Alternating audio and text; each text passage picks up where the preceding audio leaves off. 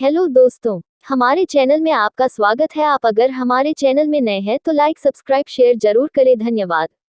जब सती जी का स्वयं को योग अग्नि में भस्म कर लेने का समाचार शिवजी के पास पहुंचा, तब शिवजी ने वीरभद्र को भेजा। उन्होंने वहां जाकर यज्ञ विध्वंस कर डाला और सब देवताओं को यथोचित फल दिया। सती ने मरते समय शिव से यह वर मांगा कि हर जन्म में आप ही मेरे पति हों। इसी कारण उन्होंने हिमाचल के घर जाकर पार्वती का जन्म लिया। जब से पार्वती हिमाचल के घर में जन्मी तब से उनके घर में सुख और संपत्तियां छा गई। पार्वती जी के आने से पर्वत शोभायमान हो गया। जब नारद जी ने ये सब समाचार सुना तो वे हिमाचल पहुंचे।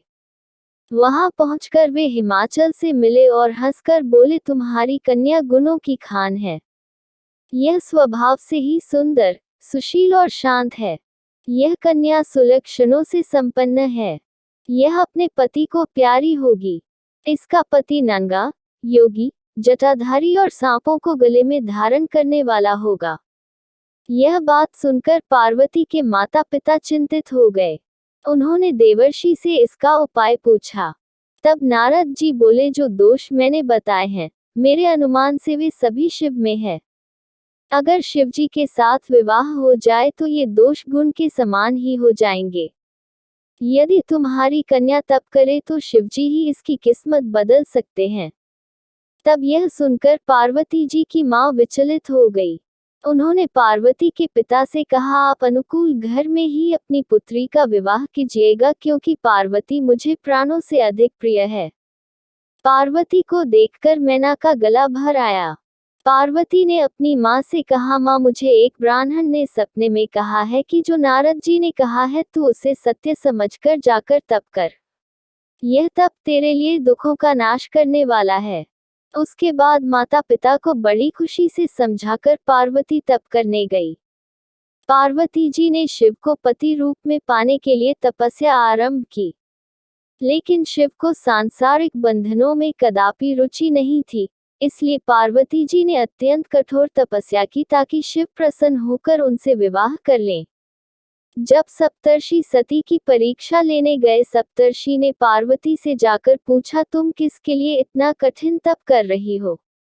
तब पार्वती ने सकुचाते हुए कहा, आप लोग मेरी मूर्खता को सुनकर हंसेंगे। मैं शिव को अपना पति बनाना चाहती हूँ। पार्वती की बात सुनकर सभी ऋषि हंसने लगे और बोले कि तुमने उस नारद का उपदेश सुनकर शिव को अपना पति माना है, जो सब कुछ चौपट कर देता है। उनकी बातों पर विश्वास करके तुम ऐसा पति चाहती हो जो स्वभाव से ही उदासीन, गुणहीन, निर्लज, बुरे वेश वाला, बिना घर बार वाला, नंगा और शरीर पर नागों को धारण करने वाला है। ऐसे वर के मिलने से कहो तुम्हें क्या सुख मिलेगा। अब हमारा कहा मानो, हमने तुम्हारे लिए बहुत अच्छा वर चुना है। हमने तुम्हारे लिए जो वर चुना है वह लक्ष्मी का स्वामी और वैकुंठपुरी का रहने वाला है। तब पार्वती उनकी बात सुनकर बोली कि मेरा हाथ भी पर्वत के ही समान मजबूत है। मैं अपना यह जन्म शिव के लिए हार चुकी हूँ। मेरी तो करोड़ जन्मों तक यही जिद रहेगी। पार्वती की यह बात सुनकर सभी ऋषि बोले, आप माया हैं और शिव भगवान है। आप दोनों समस्त जगत के माता पिता है। यह कहकर सप्तर्षि पार्वती को प्रणाम करके वहां से चले गए। वर्षों तपस्या करने के बाद एक दिन पार्वती जी के पास एक ब्रह्मचारी आया। वह ब्रह्मचारी तपस्विनी पार्वती का अर्घ स्वीकार करने से पूर्व बोल उठा, तुम्हारी जैसी सुकुमारी क्या तपस्या के योग्य है। मैंने दीर्घ काल तक तप किया है। चाहो तो मेरा आधा या पूरा तप ले लो, किंतु तुम इतनी कठिन तपस्या मत करो। तुम चाहो तो त्रिभुवन के स्वामी भगवान विष्णु भी। किंतु पार्वती ने ऐसा उपेक्षा का भाव दिखाया कि ब्रह्मचारी 2 क्षण को रुक गया। फिर बोला, योग्य वर में 3 गुण देखे जाते हैं, सौंदर्य, कुलीनता और संपत्ति। इन तीनों में से शिव के पास एक भी नहीं है। नीलकंठ, त्रिलोचन, जटाधारी, विभूति पोते, सांप लपेटे शिव में तुम्हें कहीं सौंदर्य दिखता है? उनकी संपत्ति का तो कहना ही क्या, नग्न रहते हैं। बहुत हुआ तो चर्म चमड़ा लपेट लिया। कोई नहीं जानता कि उनकी उत्पत्ति कैसे हुई। ब्रह्मचारी पता नहीं क्या क्या कहता रहा, किंतु अपने आराध्य की निंदा पार्वती को अच्छी नहीं लगी। अतः वे अन्यत्र जाने को उठ खड़ी हुई।